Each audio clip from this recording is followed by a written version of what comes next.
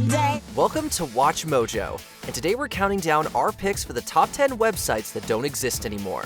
Some of my colleagues believe that a computer virus may have wiped out a large portion of the Friendster users and then the rest fled their accounts out of fear. For this list, we'll be looking at once popular websites that have permanently gone offline. Which of these sites do you miss the most? Let us know in the comments. Number 10. Cha-Cha.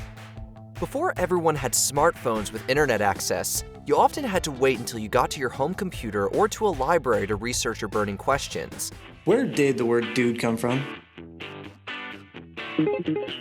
It's thought to be of German origin. Cha-Cha provided a pretty ingenious solution, allowing users to call or text a number with questions and receive answers from human researchers, known as guides. There was also a desktop version, which was useful if you weren't getting a straight answer from Google. But while Cha-Cha might have been useful in 2006, when it was first launched, it became less relevant as time went on. Thanks for using Cha-Cha's experimental mobile answer service. What is your question today? Eventually, the company started losing money and shedding employees until finally closing for good in December of 2016. Thanks for your question. Your answer will be sent to your phone as a text message in a few minutes. Number 9. 6 Degrees.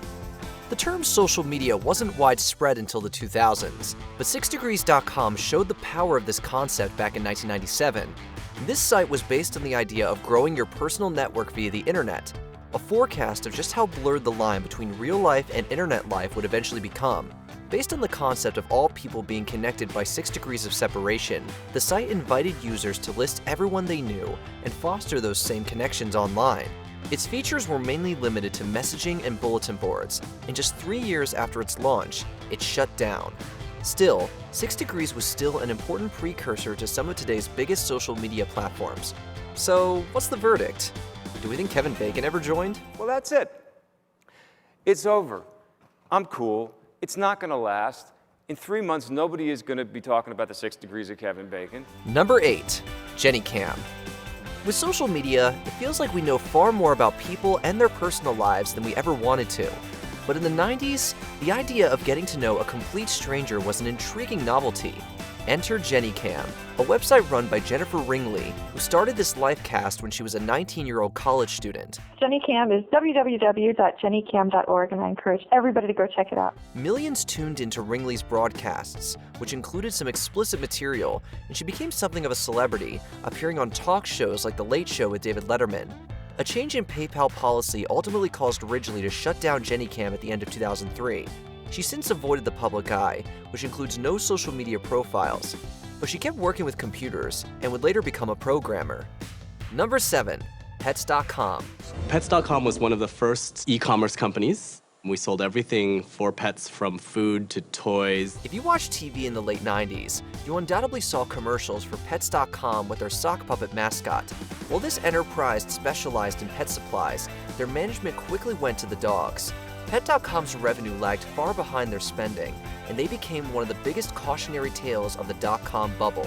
The company was liquidated in November 2000, just 2 years after its launch. Pets.com is closing down. Or, in dog years, 14 years after its launch. Chewy.com would later demonstrate that pet supply sites like this can be profitable and long-standing. They just need to be properly managed. Ooh, no, baby. Please don't go. Number 6. Grooveshark. Before Spotify, Apple Music, and other services showed the profitability of music streaming, there was Grooveshark. This was a website that allowed users to upload and listen to their favorite songs. There was just one massive issue. Songs were being uploaded without the consent of their owners, meaning Grooveshark was named in numerous copyright infringement lawsuits. Apple, Android, and Facebook all removed the Grooveshark app in response, and it soon became apparent that Grooveshark would eventually have to stop swimming. A legal settlement in 2015 forced the site to close down for good. After just over 9 years, the grooves were sadly over. Number 5. Google Answers. The primary function of Google is to provide answers, so it seems a little redundant to have another site where users submit questions. But search engine technology wasn't quite as sophisticated as it is now back when Google Answers first launched in 2002. Contractors known as Google Answer Researchers, or GARs for short, would answer questions, and they didn't necessarily come cheap. Some answers could cost as much as $200, which is a high price to pay for information. The answers tended to be extensive, but the site's lifespan wasn't. The knowledge market shut down in 2006, but you can still comb through its archives. Number 4. Mega Upload. MEGA, upload to me today. A website dedicated to uploading and sharing files is a great idea, but it's one that can easily fall into iffy copyright territory. That's what happened with Mega Upload, a file hosting service founded by entrepreneur Kim.com. For just under 7 years, Mega Upload lets users share all types of files and became one of the web's most popular sites, even inspiring a song. While the site claimed to take action against copyright infringement, it was ultimately a haven for digital piracy. In 2012, the US Department of Justice shut it all down, and .com and other Mega Upload executives were arrested. Talk about a mega problem. They've been arrested on warrants relating to breach of copyright offences in the United States. Number 3. Friendster. It might be lost to the sands of internet history, but there was a time when Friendster was the top social media site around. So, here's a place that suits your style. A place where you can express yourself. Granted, there wasn't a lot of competition when it started, but credit where credit is due. The site drew more than 115 million registered users after its 2003 launch, and, realizing the potential in social media, Google offered to buy the site for $30 million. Friendster's owners turned this down, which was viewed as a colossal miscalculation. As Facebook grew in popularity, Friendster found itself in a bind, switching its status to social gaming site. The site went defunct in 2015, and the company ended it for good 3 years later. Friends forever, but not Friendster forever. Well, it was called Friendster, and at its peak, it was a vibrant social network with more than 50 million members. 50 million? That's right. But then, out of the blue, the civilization just ended. Number 2. GeoCities. If you used the internet in the 90s, you probably visited at least one GeoCities site. Heck, you probably made one yourself. GeoCities was web hosting for people who didn't know a thing about coding, but who wanted to make sites of their own. Web pages were categorized based on cities, such as Hollywood and Silicon Valley, which were dedicated to movies and acting. They didn't look great, and certainly not by today's standards, but they gave users a way to express themselves, as well as a practice web design. In 1999, Yahoo took ownership and brought about some unpopular changes. GeoCities' end came about in 2009, which many blamed on Yahoo's management.